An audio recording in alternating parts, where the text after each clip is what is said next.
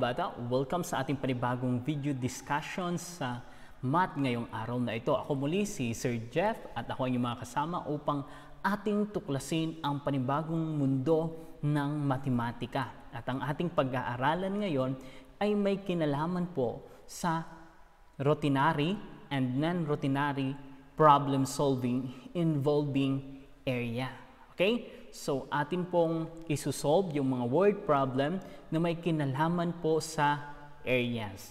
So, I hope na kayo ay makikinig ng mabuti nang sa ganun ay mas madali ninyong masagutan ang inyong module mamaya-maya pag natapos nyo ito ang video ito. I hope na inyo itong tatapusin. At kung kayo ay bago pa lang sa channel na ito, ay maaari nyo pong i-click ang ating subscribe button.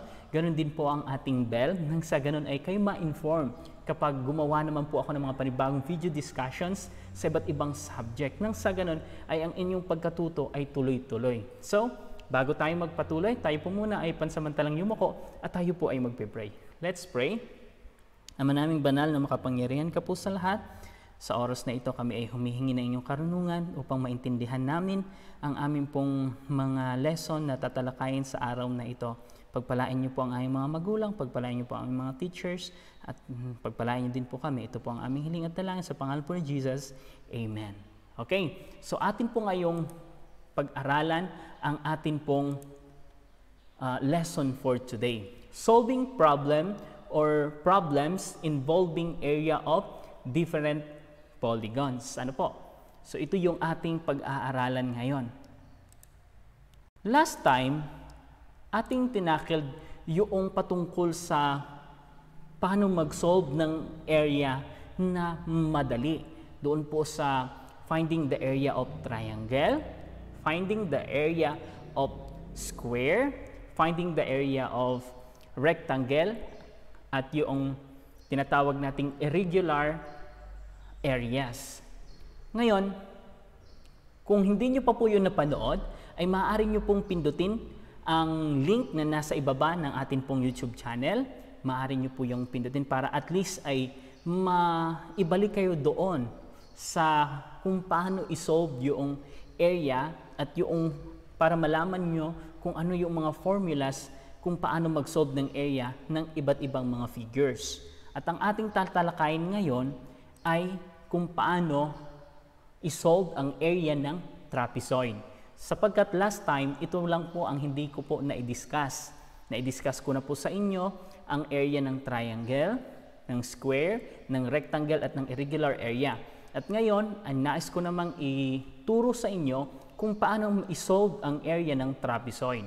At kung paano tayo magsusolve ng mga word problem na may kinalaman po sa area. Ngayon, alamin po muna natin ano bang ibig sabihin ng trapezoid. Ang ibig sabihin ng trapezoid is a quadrilateral with one pair of parallel sides. Pag sinabi nating trapezoid, ay ito po ay isa pong apat na sides na polygon na kung saan ang dalawa dito o ang isang pares nito ay parallel sides at ang isang pares naman ay opposite parallel sides. Kaya kung makikita ninyo sa larawan, yan po ang hitsura po ng trapezoid. It has four-sided polygon, a plane figure, and a closed shape. Meron po siyang four line segments, and meron din po siyang four interior angles. Kung makikita po ninyo ito po yung kanyang interior angles. Next naman po ay the parallel sides are the trapezoid's two bases. Ang parallel po dito ay ang nasa itaas, itong base natin, dito po, itong line na ito, at yung line na nasa ibaba.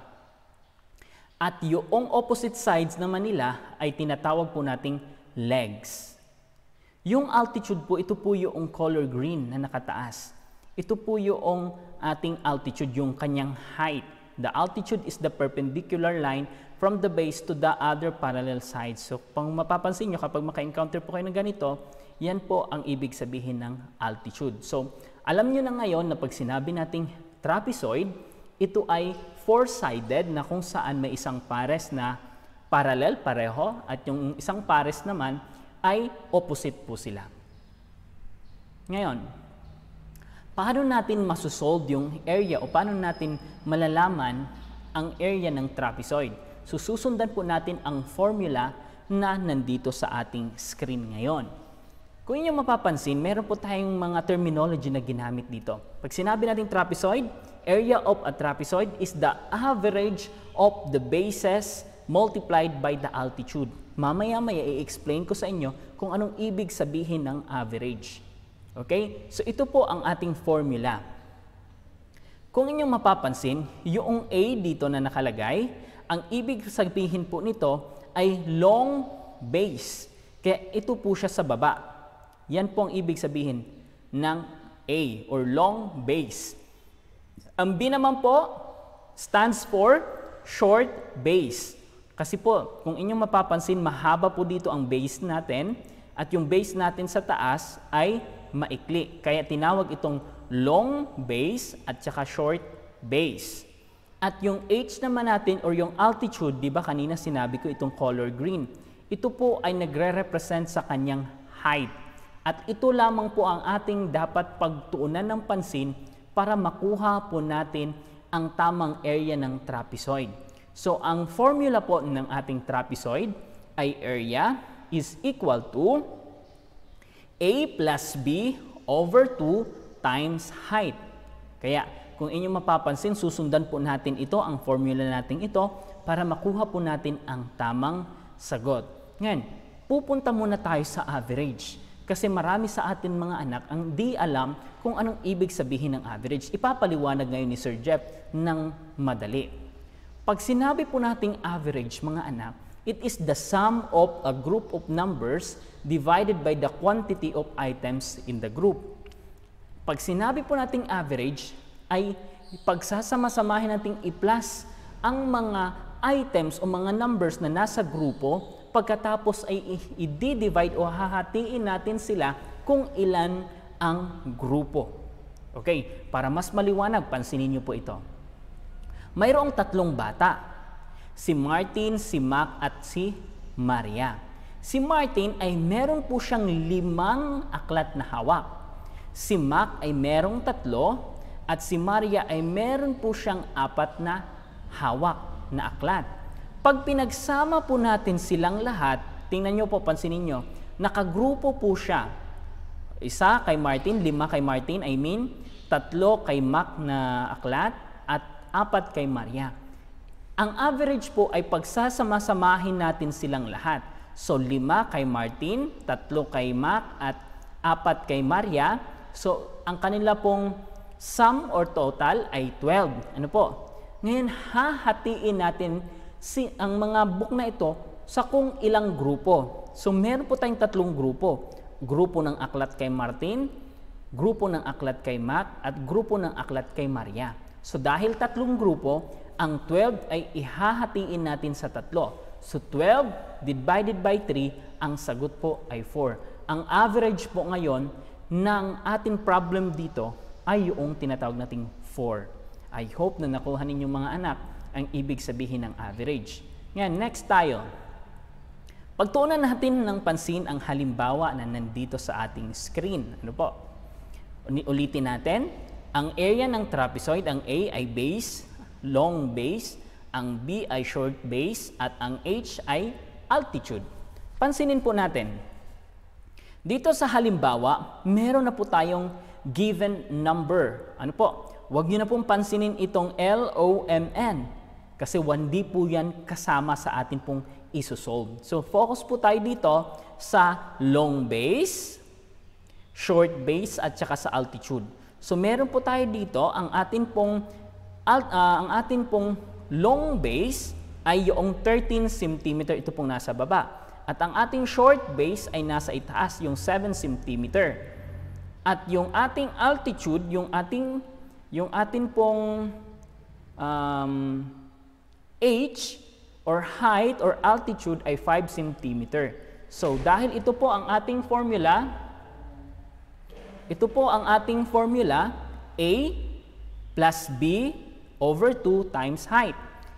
Ang A ay papalitan po natin ng number na 13 at ang B naman ay papalitan po natin ng number na 7 cm. So ito na po, nakalagay na dito. 13 plus 7. So dahil ang given constant ang atin pong over dito na 2, so fix po siya na ganyan lang. Times yung atin pong height ay 5 cm. So nakalagay po dito 5 cm. Ngayon mga anak, uunahin po natin pag-solve ang nasa loob ng kahon. Using the PEMDAS or MDAS or GEMDAS man, ay kung ano yung nasa grupo, yun po ang uunahin natin.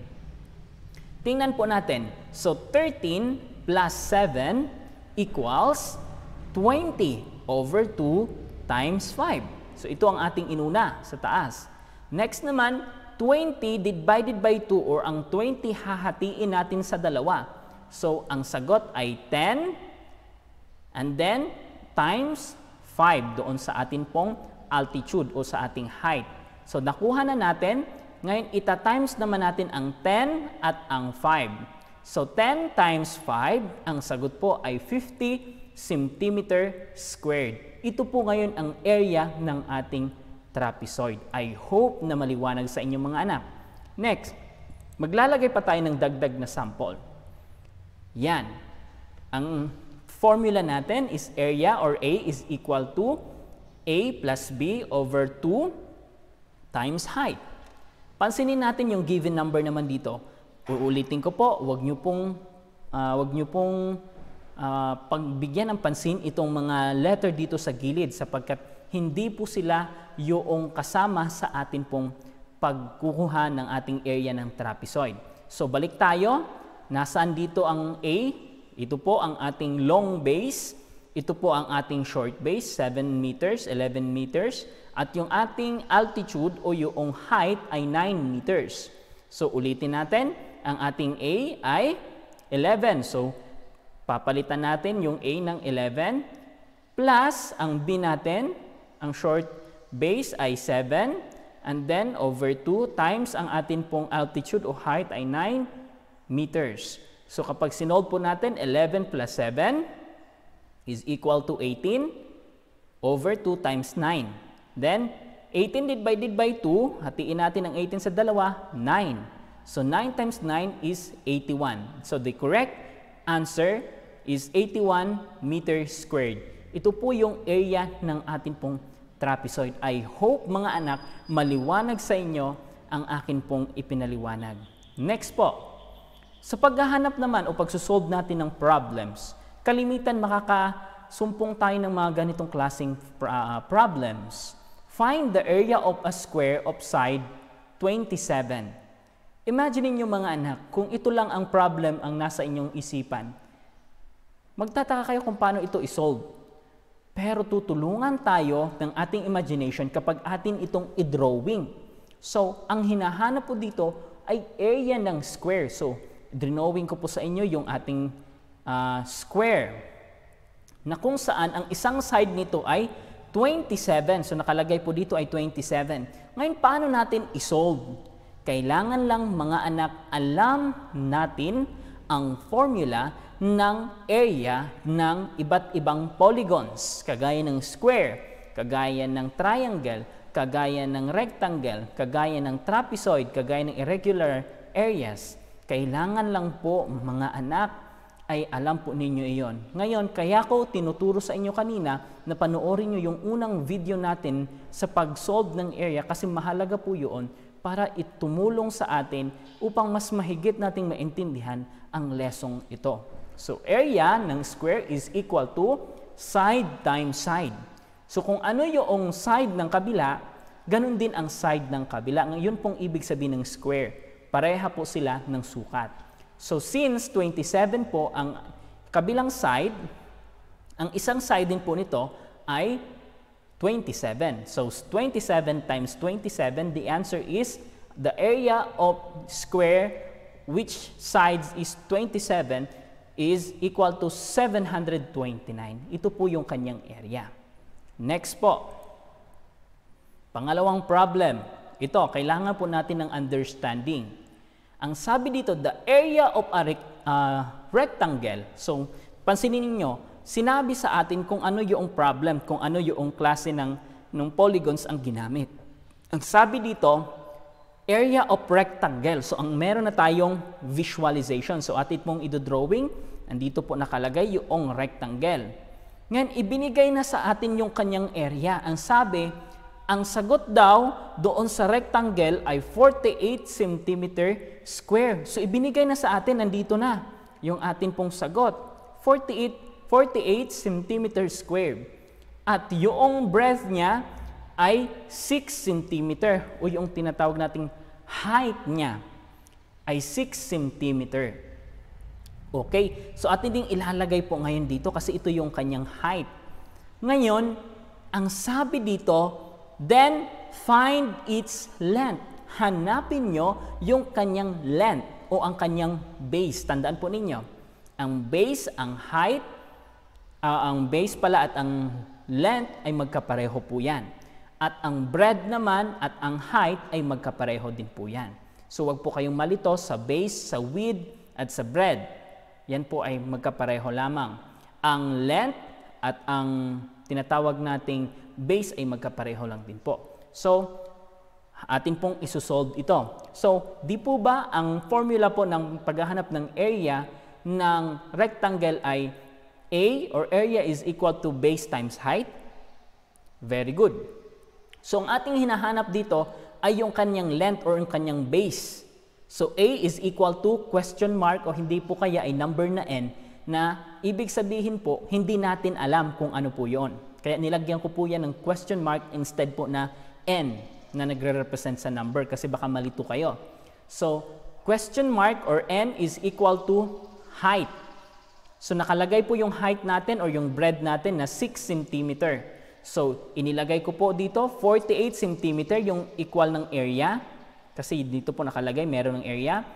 Question mark or number times, ilalagay natin yung ating height. Kasi since available yung ating height at ang ating area, atin pong inilagay. So, ngayon, ang hinahanap natin ay yung base.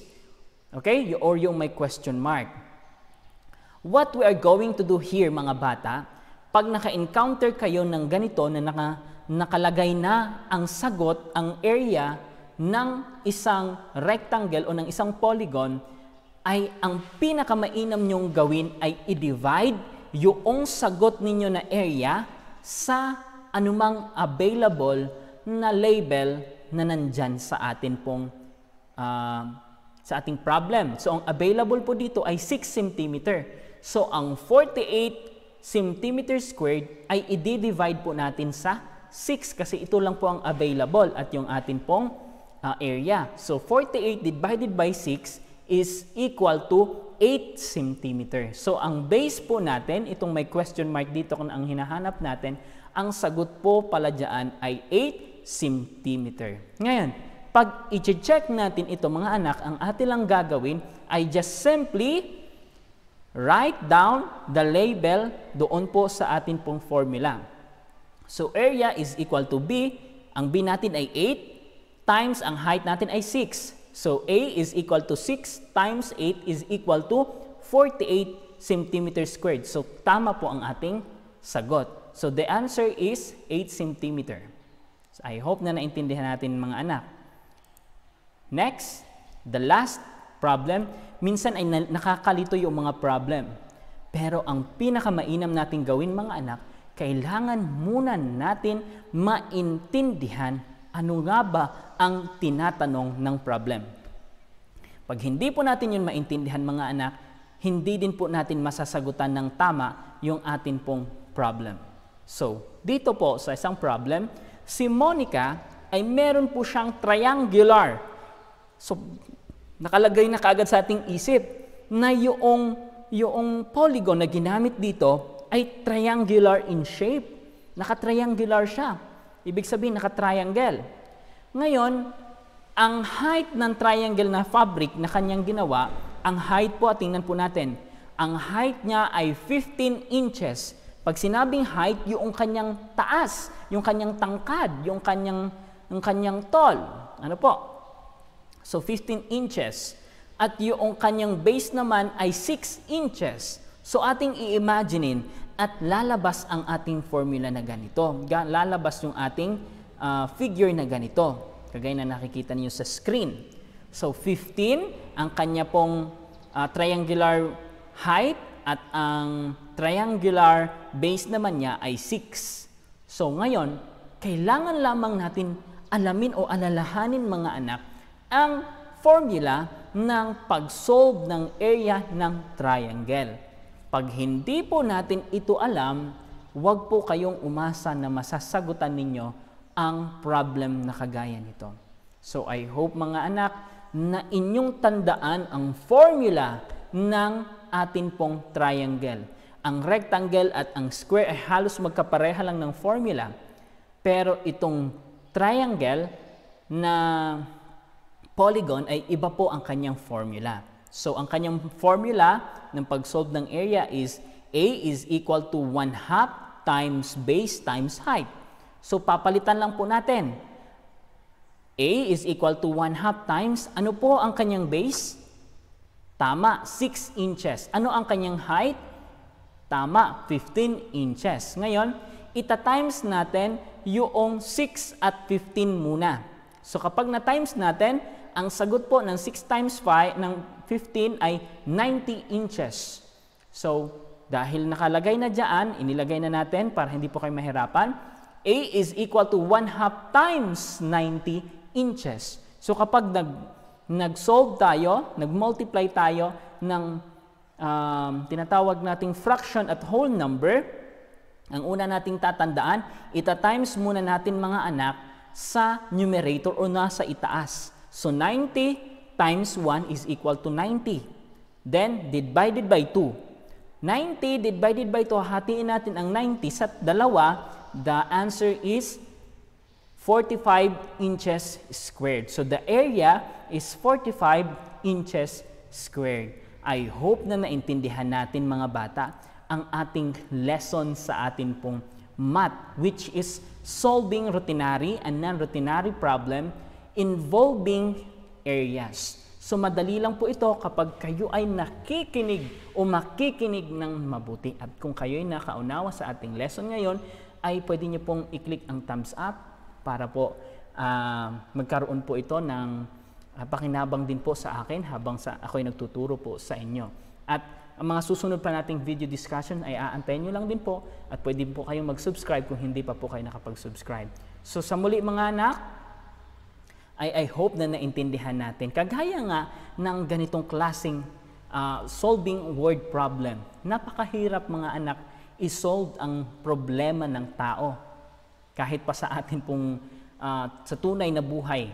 Okay? Hindi lamang sa pag-solve ng mga mathematical problems or equations, kundi maging sa ating buhay, pag-solve ng problema sa buhay ay napakahirap gawin.